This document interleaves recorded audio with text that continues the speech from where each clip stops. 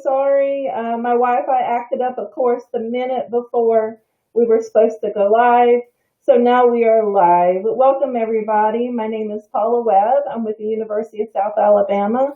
I am the Outreach and Communications Librarian, and welcome to the 2020 Art Behind the Game Con. I have with us our first speaker, which is Scott Rutherford. He owns Game and Trade 251 right here in Mobile, Alabama, and he's going to talk about the archetypes of gaming. All right, Scott, it's yours. Thank you. Good morning. Hello and welcome. This is Scott here with Game and Trade. You may know me from our YouTube channel and a lot of our Facebook posts and whatnot. I have a deep appreciation for the storytelling and the character development in a lot of the games that we are playing these days. So I'm going to speak on some of the character roles and the different kinds of roles, I suppose, because sometimes the underdog may have greatness thrust upon him, and he perseveres through said struggle to come out the hero. So I really speaks to the idea of the warrior, out questing, dungeon crawling and whatnot for a treasure, and the treasure doesn't even always have to be gold. Sometimes it's armor, weapons to better defend yourself against further quests, but sometimes the treasure that you find is your own strength. Sometimes the treasure that you find is self-discovery and values and things of that nature. So I want to show off some artwork that everyone may remember my Samus from last year. Speaks to the Galactic Space Marine. She's out there alone in the cold, dark space, but she finds allies in the Metroids, which at first they, seem like they could be the bad guy. But Metroid is just out there trying to find any energy source. And the Zebes race are all about galactic domination, and she's out there defending the galaxy and allies with the Metroids, and eventually fuses with them. So, big reveal. I didn't completely finish it. I was hoping to have it done, but I have a new piece for this year. Mega Man and Zero. So these are the boys, and it's not quite completely done, but I'm speaking to a higher story there. I kind of have a Tony Stark in mind too. So, spacesuits, robotics, technology, space travel, the celestial. These are all things kind of grander. The grander scheme of things, the direction humanity is supposed to, kind of could be looking toward aerospace, travel, technology. This is the future. And also in gaming, through scenery and storytelling is how humanity moves forward. So, not just myself as an artist. I really vastly appreciate the artwork behind all these games. I identify with a lot of these characters. The heroes of old have always been role models to look up to, and not just myself. Everyone should look up these other artists. Paige Garland, I remember her from last year. Pop Ramen, Zach Todd, Jace Ventures. Go follow Quincy Sketchbook. So anyway, more about the roles of gaming. So a recurring theme in history for gaming, and also storytelling, because I wanted to write this down.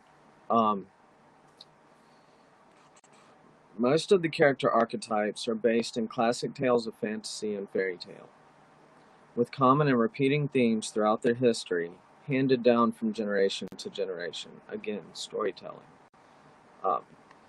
Told by poets, bards, and mothers and fathers, handed down to their future generations.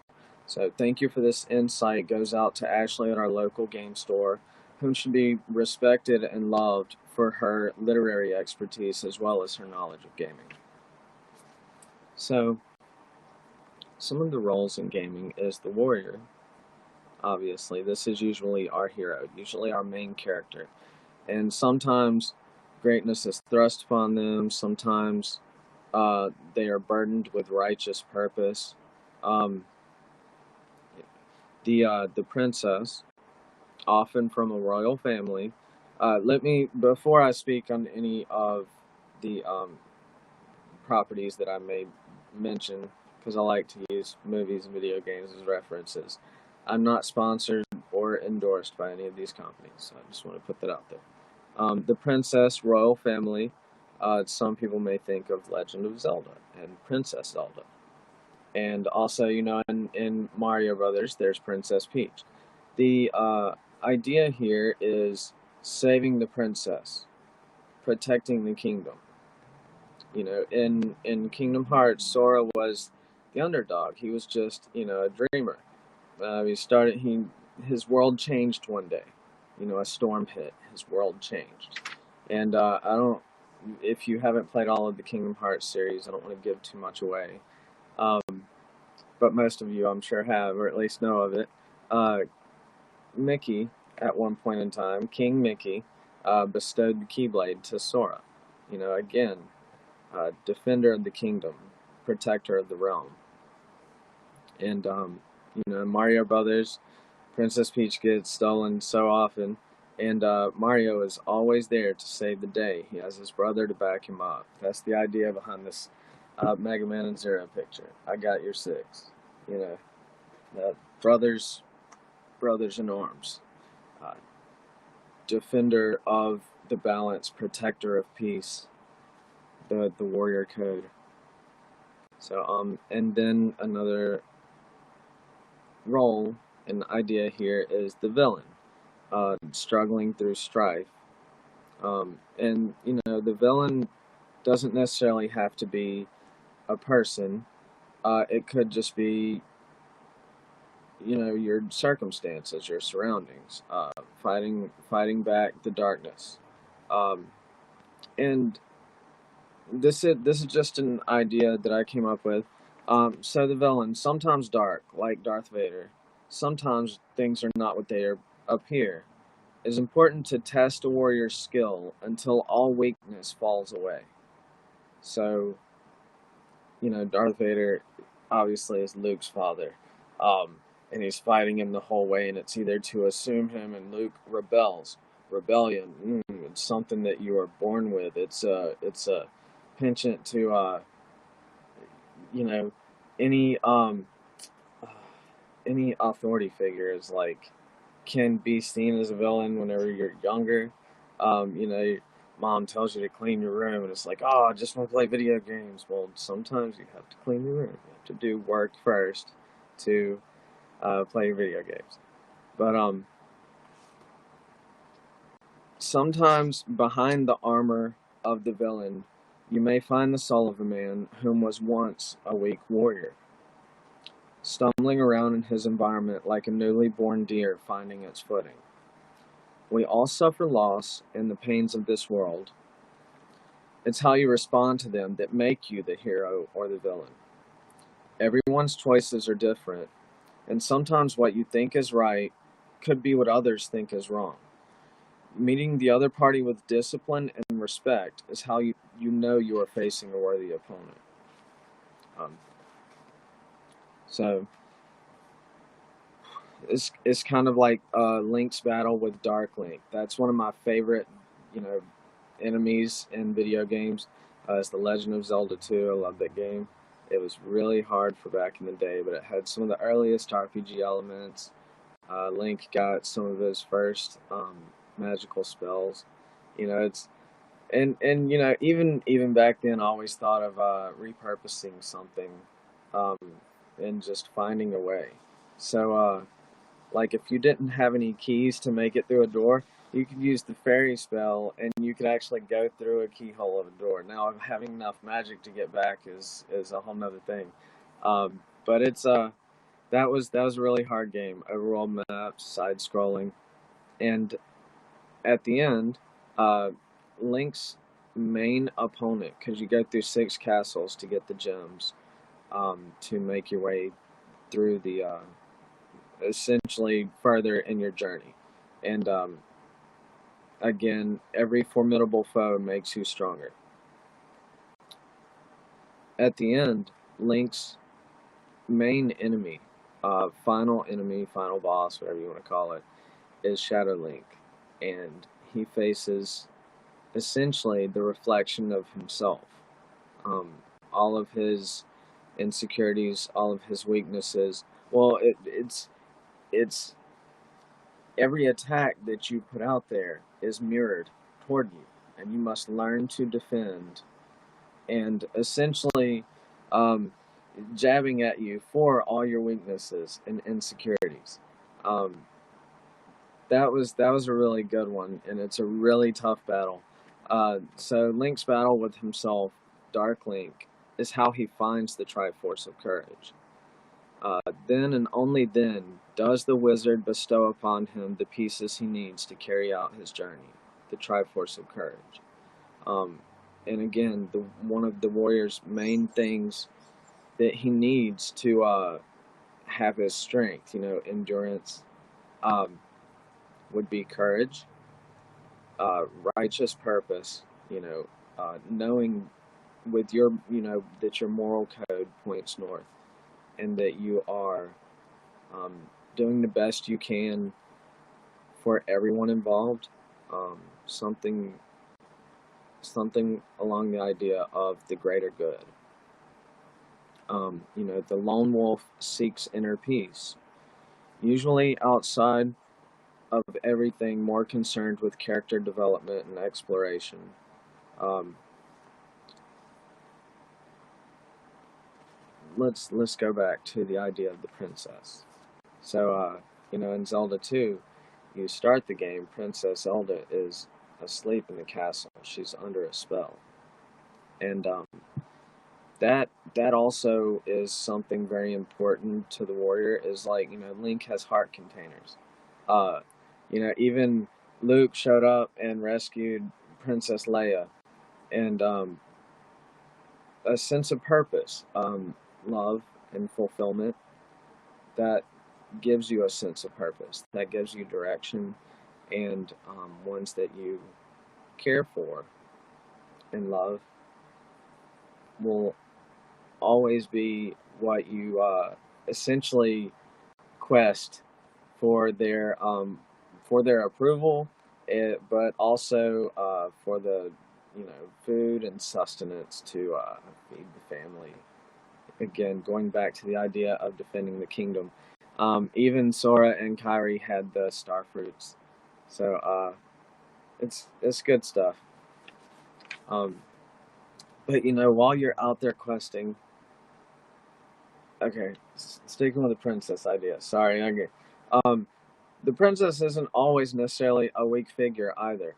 Even Princess Zelda, she has the royal family, the Sheikah family, and she has a alternate guise. She dons the mask and becomes a ninja, and she is strong in her own right. And so the princess and the warrior together face down the calamity that is the chaos swirling in the world. Even Princess Leia, she donned the bounty hunter gear to save her man. You know what I mean? So and I really think that she's awesome. Um, so the warrior, the princess. Princess isn't always a damsel in distress. In Kingdom Hearts, it was the 7 princesses together, their love together, the power of their hearts, that would save the world.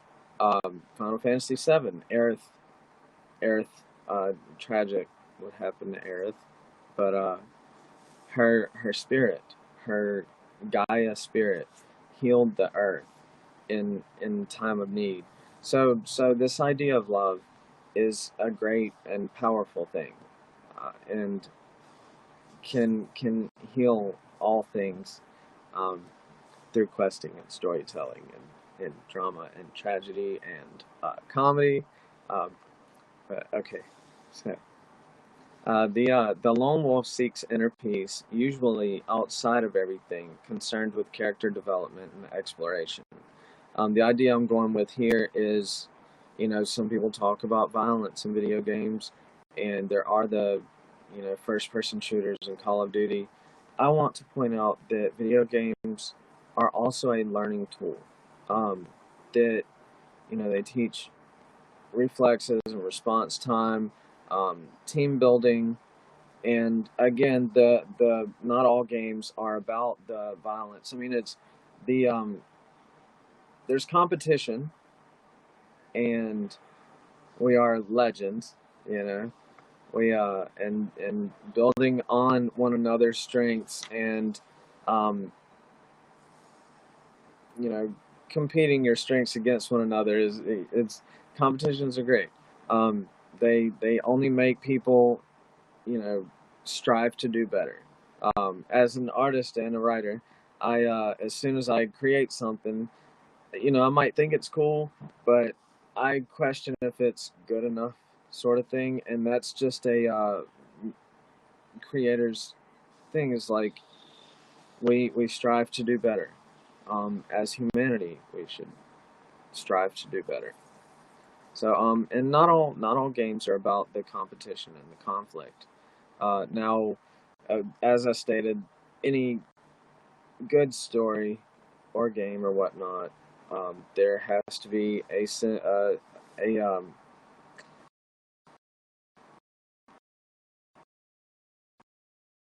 arc. It's like you have struggle and perseverance. So the lone wolf. This idea of the villain could be the nothingness, could be chaos, could be just striving against hunger or limited resources. Could be, um, there's a deadline coming and you have to rise above this hurdle. Or we have to overcome those uh, things that may make us fall short.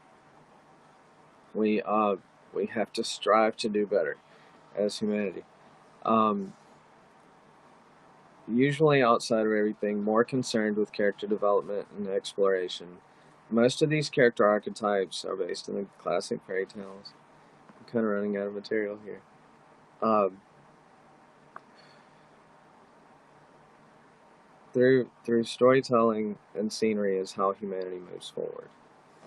And learning to put aside your differences, it is the power of what makes us different, drawn together, that allows us to see from all sides.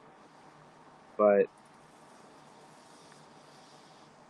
we have to put aside those differences to move forward as humanity. We we may be alone in the universe, or the universe could be sitting there waiting quietly, patiently for us to catch up. And putting aside our petty differences is how we can learn true communication. Because the message I bring with me is not the differences in our storytelling, but what we have in common that brings us together. Thank you. I hope you all have a great afternoon. I Okay. already, so Hello. go like the YouTube at Trade 251. Okay, cool. Well, I have a few questions for you since you're here. We got a little bit of time. Sure. Okay. In regards to the characters that you like to paint or draw, what exactly draws you toward those? Usually, okay, so I like Samus because she is a female character, of strength. She's a space marine, and I'll try not to get too far off the topic, but to me, gaming is also about the bigger story. Like you have the Doom Slayer from Doom, and so he's a space marine. But that's a whole different side of things. That's a more visceral and angry sort of thing. Whereas Samus, she is out there, space exploration, trying to. The whole story here is they're protecting something, or saving our galaxy. You know, so the I like the spacesuits. Um, one of the story I'm going with these is again with Mega Man and Zero is robotics. The idea of uh, man in armor and in a spacesuit, and I'm putting both of those in a celestial scene. So I like them for the costumes. I like them for the armor, uh, and I generally like them for the story and the game that they come from. Okay. I have a question for you. I'm going to say I see it code on the screen. So, in terms of enjoyment of the game, do you find the character development more important or the story development? Uh, I believe the story generally develops with the character. It's often the choices you make change the outcome. If you're playing like a game like Fable, you could go either of several ways. But how or Skyrim, how you interact with other characters and whatnot. Um, Story development. I guess it really depends if the story comes to a point where it's fight or flight, then I'm all on the hero's side. You know what I mean? So I guess I find enjoyment in watching the character develop against the storyline. Very cool. Thank you. These are good questions. hmm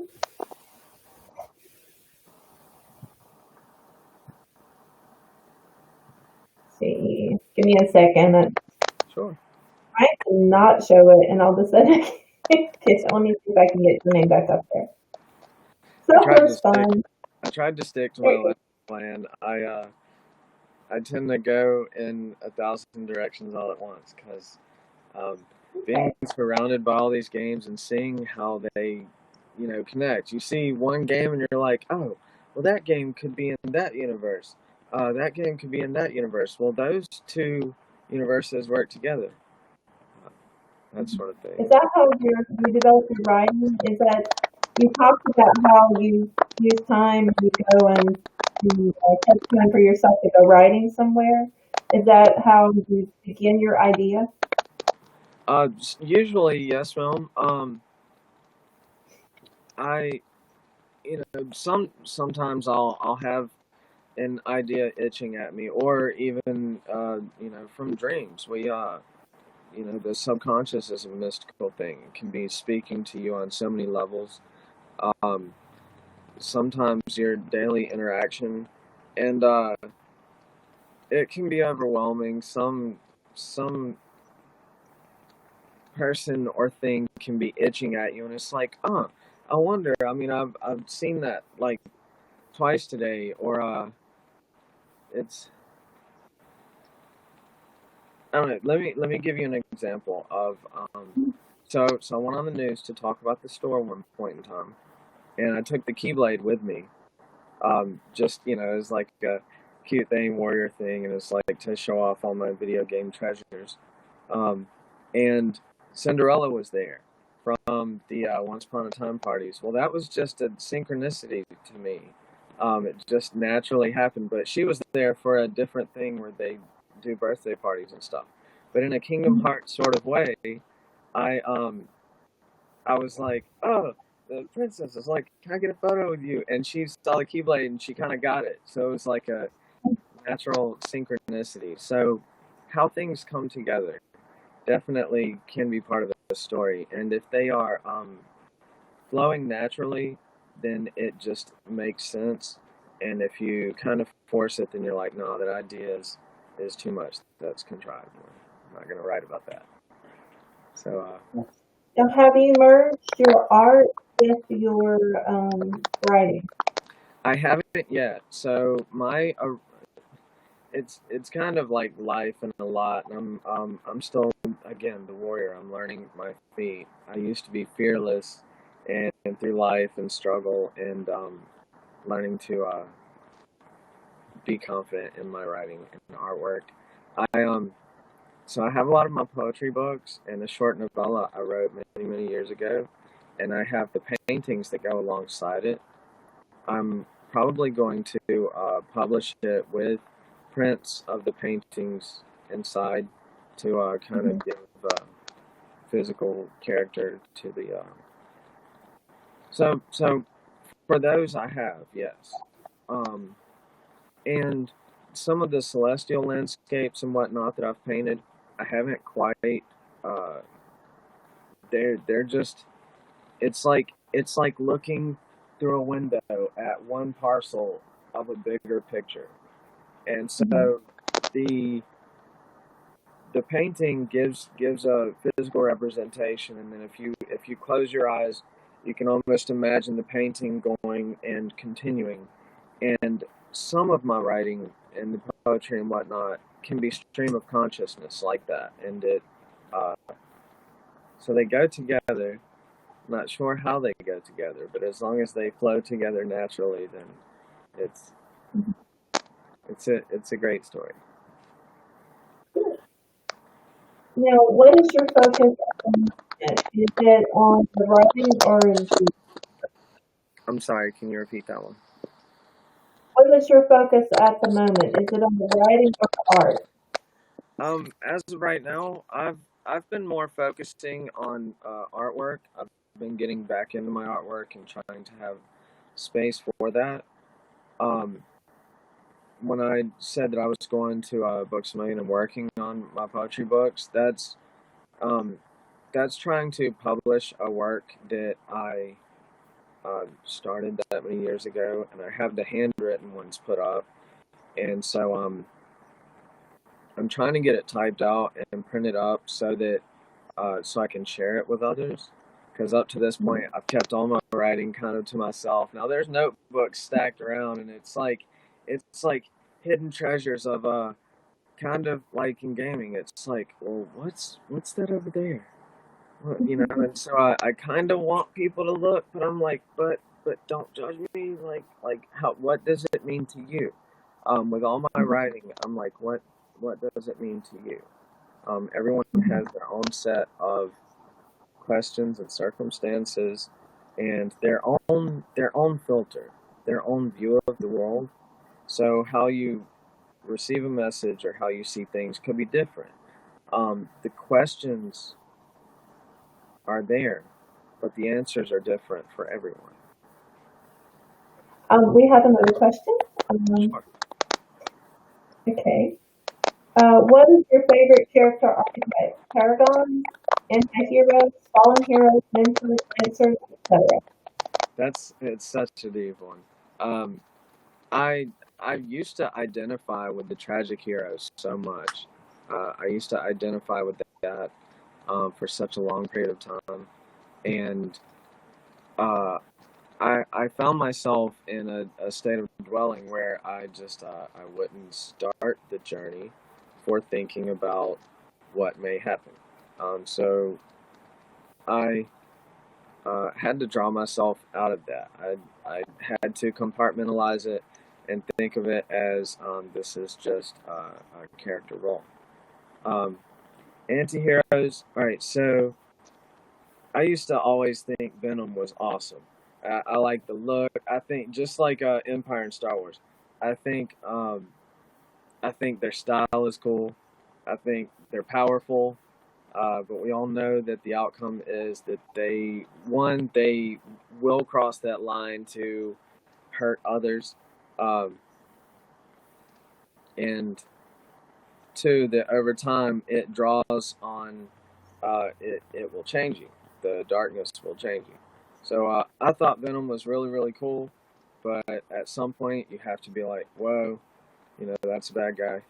Um, And as far as family goes, I was more nominated as a Captain America, and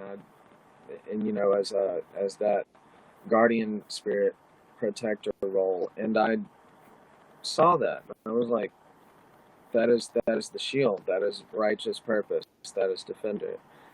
Um, favorite? I don't I don't often deal in extremes, so I don't really have a favorite. But these are all cool. Mentors are very important. Um, I think that's one that I left out of actually elaborating on. But the the wizard, he bestows the Triforce of Courage to Link.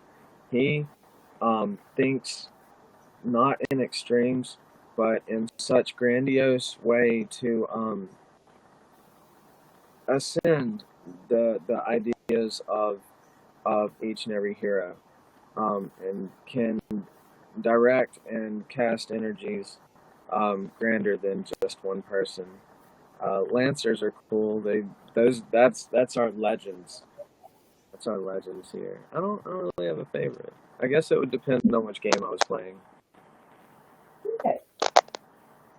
Very, very cool. Well, Scott, if you have any, do you have any more questions or anything else you want to talk about? I'm good. Thank you all for having me. I really enjoyed it. I look forward to more conventions, and this I just want to inspire you. I definitely have something to say. I want to inspire each and every one of you because the idea of the warrior here, the singlet, the lone wolf, do not underestimate the little guy because he will outsmart you. It Do not underestimate the power of an idea, because it can grow and flourish into the strongest tree.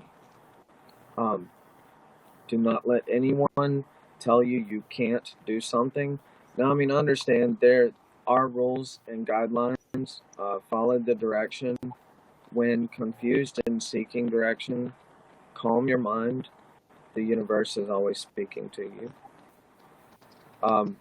But realize each and every one of your own infinite potential, because within each of you is a warrior, a legend, a guardian spirit.